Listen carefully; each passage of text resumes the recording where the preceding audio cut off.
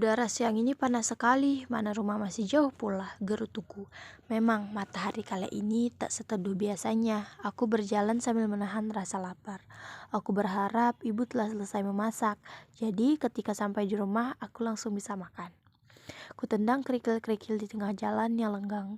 Seketika pikiranku kembali pada kejadian di sekolah tadi. Selamat siang anak-anak. Pada perpisahan siswa kelas 3 tahun ini, sekolah kita akan mengadakan liburan bersama ke Bali. Hore, kita liburan ke Bali, seru teman-temanku. Tapi setiap siswa wajib berpartisipasi dalam urusan anggaran dananya. Ibu akan membagikan surat permohonan izin pada orang tua kalian. Dalam surat itu juga sudah terdapat rincian biaya perjalanannya.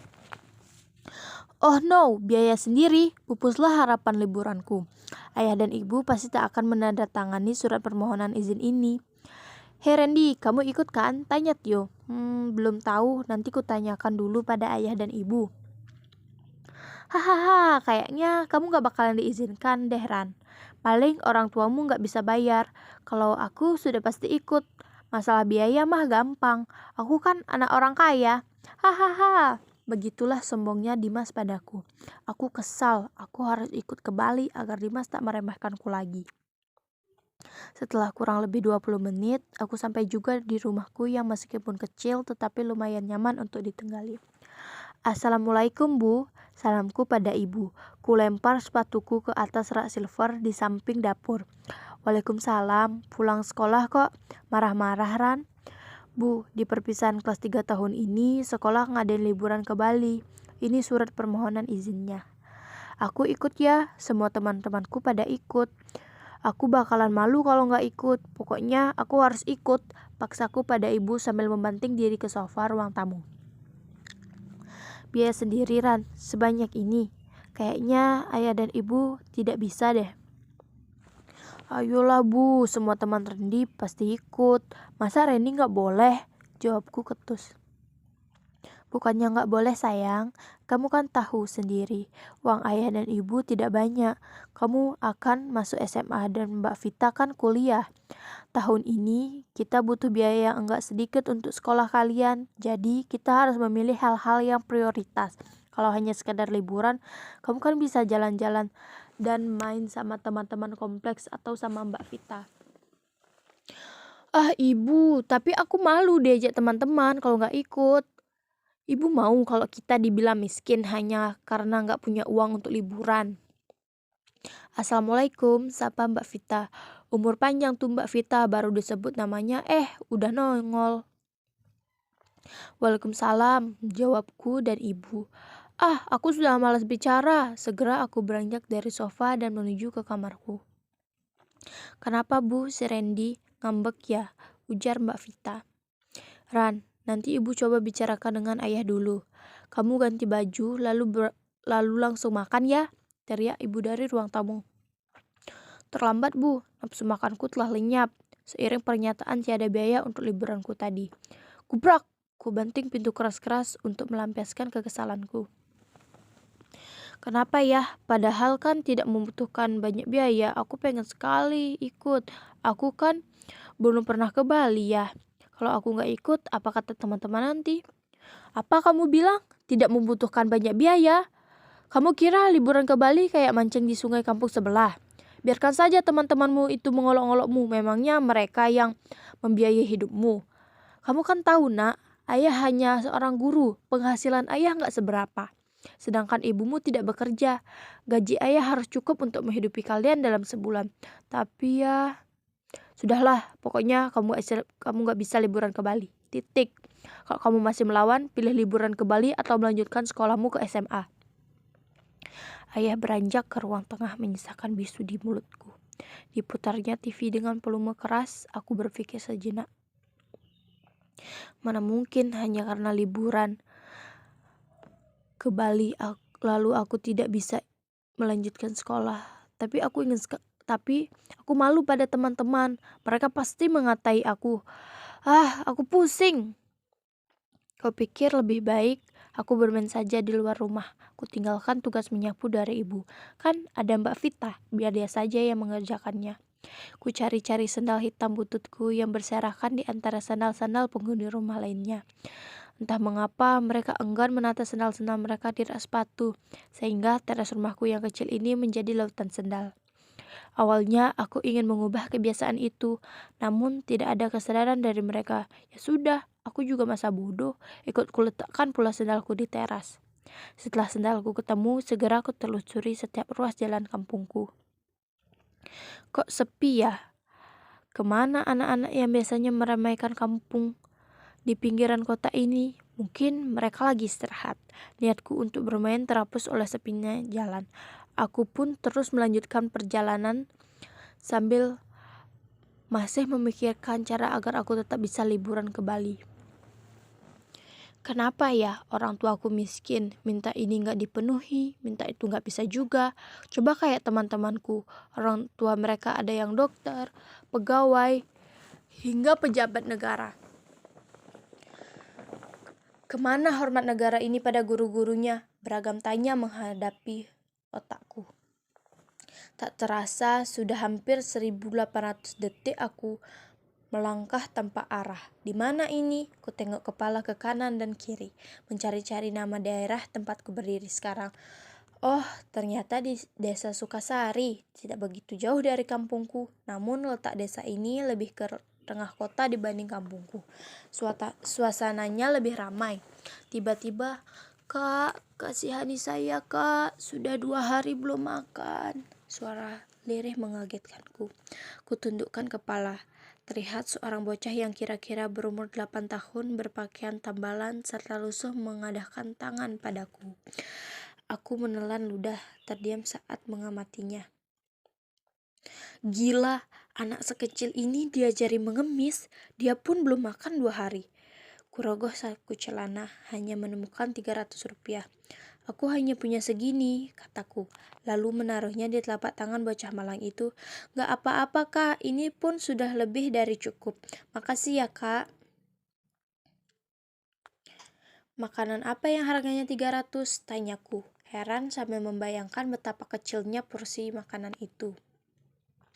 1 bungkus roti nanas di warung itu, Kak. Sekali lagi, makasih ya, Kak, jawabnya sambil berlalu ke warung di seberang jalan. Aku tersadar dalam diamku. Aku segera mengikuti anak itu. Ternyata dia sedang menikmati roti nanas di bawah pohon ketapang di samping warung. Di sebelahnya tergelar koran yang di atasnya terdapat sebuah kaleng berisi sekitar 4 atau 5 uang logam. Aku duduk di sampingnya. Kakak, makasih ya rotinya. Sekarang perutku gak melilit lagi, katanya sambil melahap potongan terakhir roti nanas dengan rakusnya. Memang gaya makannya bagaikan tidak menyentuh makanan seminggu. Namamu siapa? Kamu kenapa gak bisa makan 2 hari? Tanyaku. Namaku Iwan, ibu udah gak punya uang lagi, semua persediaan makanan juga sudah habis. Jadi ibu menyuruh kami berusaha sendiri mencari makan di jalan. Ibu pun mencari makanan sendiri, jawabnya polos. Ibu macam apa itu? Menyerah begitu saja. Bagaimana bisa dia melantarkan anaknya di jalan tanpa tanggung jawab? Aku bergumam dalam hati, terlihat bocah itu melamun. Kamu kenapa? Tanyaku membuyarkan lamunannya. Aku lagi mikir, ibu dan saudaraku udah dapat makanan belum ya? Jawabnya dengan raut muka lelah. Sepertinya ia telah berhari-hari tidak beristirahat. Saudaramu berapa? Kemana ayahmu? Kok ayah dan ibumu tidak bekerja untuk mendapat uang? Cicarku karena rasa iba yang dibaluti penasaran. Saudaraku ada 4. Ayah sudah meninggal 2 minggu yang lalu. Lalu ibu bekerja dengan preman terminal pas lagi jualan. Dengan gaya cerita kas kecil disertai isak tangis yang terdengar pelan. Hatiku tertusuk mendengar cerita bocah ini. Aku kasihan padanya, terbesit keinginan untuk melihat kehidupan keluarganya. Kamu tinggal di mana? Aku boleh main ke rumahmu? Di sana. Jarinya menunjuk ke arah utara. Kakak mau main apa di rumahku? Tidak ada mainan apa-apa. Rumahku gak enak. Kakak gak usah ikut aku pulang ya. Namun aku tetap bersikeras ikut pulang bersamanya. Akhirnya aku diperbolehkan. Aku tahu sekarang mengapa tadi Iwan melarangku ke rumahnya. Ternyata rumahnya hanya sepetak ruangan yang terbuat dari susunan kardus-kardus bekas dengan dedaunan kering yang ditumpuk-tumpuk sebagai atapnya. Rumah tetangganya pun sama, terbuat dari kardus. Wilayahnya lumayan kotor, padahal di tengah kota. Di samping wilayah ini berdiri sebuah gedung megah bertingkat-tingkat entah berapa lantai. Terlihat dua anak kecil terbaring lemah di dalam rumah kardus milik Iwan. Mereka itu adik-adik Iwan. Tidak seberuntung Iwan, hari ini mereka belum mendapat makanan apapun. Beberapa saat kemudian, seorang anak yang kira-kira berumur 2 tahun di bawahku memasuki rumah kardus ini. "Adik-adik, ini kakak bawa sebungkus nasi. Ayo kita makan bersama-sama." Ternyata ia kakaknya Iwan. "Hore, akhirnya kita makan!" Sorak kedua adik Iwan dan seketika terlintas senyum di wajah mereka. "Iwan, kamu kok nggak makan?" tanya kakaknya dengan mulut penuh makanan. "Jatah Iwan buat yang lain saja. Tadi Iwan sudah makan roti di jalan. Kakak itu yang kasih," jawabnya sambil menunjuk ke arahku. Lalu pun aku berkenalan dengan saudara-saudara Iwan. Kakak Iwan bernama Didi, sedangkan kedua adiknya bernama Ahmad dan Bobby. Setelah itu, aku diam saja, tidak ingin mengganggu kenikmatan acara makan mereka. Beberapa menit kemudian, mereka selesai makan. Tapi kok nasinya dibungkus dan disisain ya? "Kok makanannya nggak dihabisin?" tanyaku. "Ini untuk ibu, Kak. Ibu pasti belum dapat makanan hari ini," jawab Didi sambil mengangkat bungkusan nasi itu dengan karet. Wow, dalam keadaan kelaparan sekalipun mereka masih sanggup berbagi. Apa kenyang ya nasi segitu untuk makan rame-rame. Kalau di rumah malah aku sering nambah. Aku mulai mengobrol dengan Iwan dan Didi, sedangkan Ahmad dan Bobby tidur untuk menutupi setengah rasa lapar yang masih tersisa. "Dulu kami sekeluarga ngontrak di rumah gang itu," cerita Didi mengawali obrolan kami. Iwan hanya duduk dengan tatapan kosong di samping kakaknya. "Waktu itu ayah dan ibu masih berjualan di terminal, kami berempat pun masih sempat bersekolah. Hal itu lupa kutanyakan pada mereka. Tapi suatu hari ada preman yang sering ngutang rokok pada ayah. Saat ayah menagih utangnya, sang preman gak terima. Dia memanggil teman-teman dan mengeroyok ayah. Akhirnya ayah meninggal. Dia merayapi kami. Ibu pun tak berjualan lagi di terminal karena tidak punya uang lagi. Kami pun diusir dari rumah kontrakan. Kami bingung mau tinggal di mana. Akhirnya atas ajakan teman ibu kami tinggal di kompleks ini. Walaupun sangat tidak layak, yang penting masih bisa berteduh. Oh tidak, mereka rela tinggal di kompleks kumuh seperti ini. Lalu bagaimana dengan kebutuhan lainnya? Bagaimana dengan masa depan mereka? Bagaimana dengan sekolah mereka? Aku kasihan sekali pada mereka. Kok tidak ada yang membantu orang-orang seperti mereka? Kemana orang-orang yang kaya itu? Aku membayangkan kalau aku menjadi mereka, pasti aku lebih memilih mati. Makan susah, hidup susah, menangis pun tanpa air mata. Karena air mata itu sudah kering untuk menangisi kesusahan-kesusahan di hari kemarin.